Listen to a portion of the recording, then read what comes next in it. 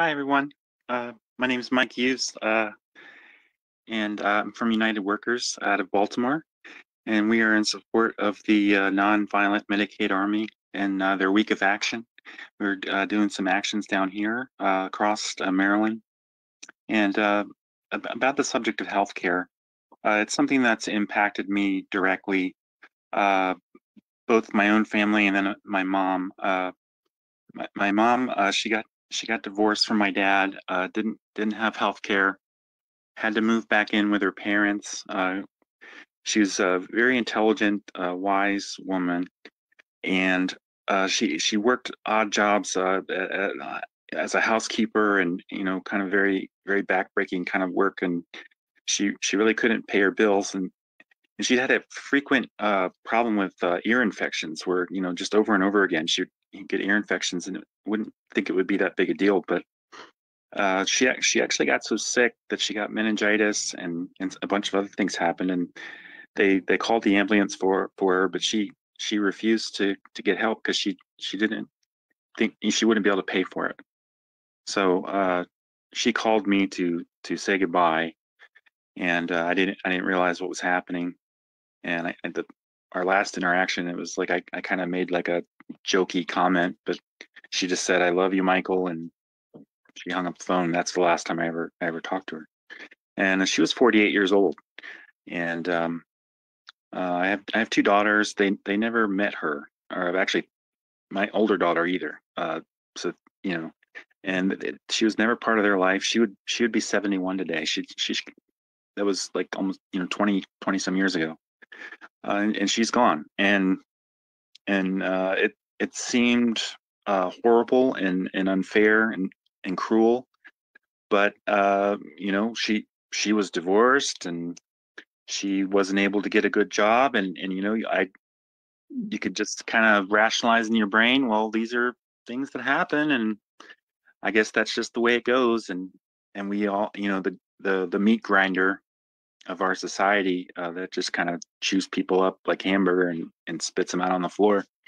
um well, that's just the way it goes. And I think these kind of groups that you are doing, and United Workers, they shine the light and just say, no, no, that's not normal. It's kind of like when you're in a family and your dad's violent or alcoholic or something like that. It's like, well, doesn't everybody's dad punch their mom in the face, or doesn't everybody's dad stay up all night drinking and not bring any money home so we can have food?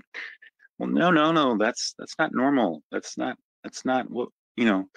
So when we hear James talk about sinful desire, and how that desire bears fruit with sin, and then a sin bears fruit with death, it's the death of my mom was the fruit of decisions of a whole society of people that said, you know what, poor people just don't matter that much, and if a few of them die, they're always having babies. There'll be more. You can just get new ones. Um, I work for I don't work for a big company.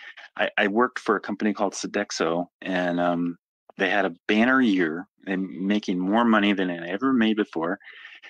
And they laid got a department of like 100 designers, writers, proof, graphic design, and they just said, "See you later, bye," and laid off 24 of us. And we didn't know until last week.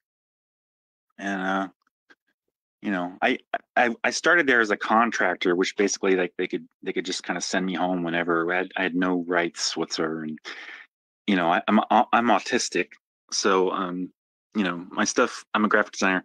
My stuff looks really good. It's very perfectionistic kind of thing, but it takes me a lot longer than most of the other designers that work there. So um, I remember when I was working there as a contractor, this giant blue building down in Gaithersburg.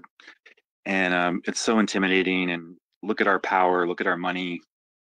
We are the righteous ones. And when you walk in the hall, they've got all the signs of the different. We support people of different groups, that diversity, equity, and inclusion, and everything. And I would walk by the sign that says we support people with autism and disabilities, and think, oh, interesting. And then when I would get like 8 hours of work for the week to support my family, and they'd send me home, I would walk by that same sign that said, "We support people with disabilities and inclusion." I'm like, really? That's not my experience. And I would, drive a long way home. And I remember hearing like a rabbi on the radio talking about how like all these prophecies in the Old Testament about Babylon that's gonna fall. Babylon's gonna fall. It's like when those prophecies came, uh, Babylon was in power.